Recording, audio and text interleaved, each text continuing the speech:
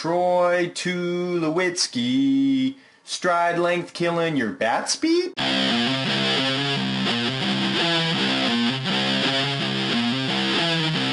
Hey, what's going on? It's Joey Myers from the Hitting Performance Lab, and in this video, the Troy Tulowitzki experiment, we're going to talk about the effect that a wide no stride versus a longer stride and forward momentum has on bat speed.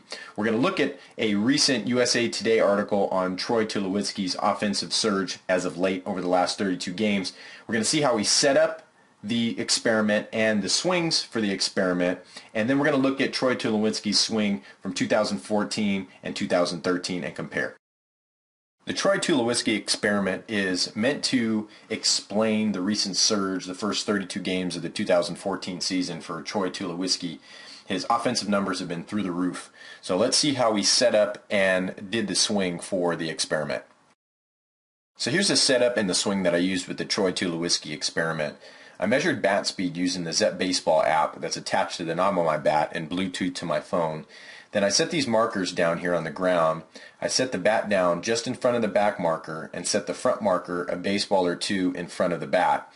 The distance from the plate was determined by setting the end of the bat on the inside corner of the plate and then the knob of the bat on the middle part of my thigh. The wide stance, as you can see, is set where my feet are in line with the feedback markers, and then in the longer stride forward momentum stance, you can see that the inside part of my feet are just outside the shoulders. The tee was placed about a baseball or two behind the front marker, and I hit 101 balls in both sessions.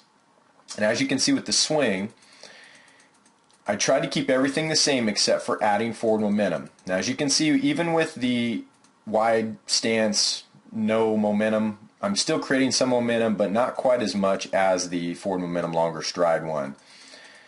The basic premise here was to find out if stride length is killing bat speed or is increasing bat speed. Okay, so let's compare and contrast Troy Tulowitzki's swing between 2013 and 2014. And then at the end of this article, I urge you, if you're watching this on YouTube, to click the link directly below in the description and go check out the full experimental details and results and some of the gold nuggets that were gleaned from the experiment. Okay, so here's the 2013 swing and here's 2014. We're going to look at a couple things. Let's first look at his stride length and his forward momentum. So let's loop his swing in slow motion. You see a toe tap and then you see a fall forward. Let's see the 2014 swing. You're going to see a toe tap and then he's going to fall forward. So he's getting pretty good forward momentum here. Now the difference I think lies in the barrel path to the ball. Now this pitch over here in 2013 is an inside pitch, so he's going to be pulling his hands in a little bit more. He's going to have a shorter barrel path to the ball.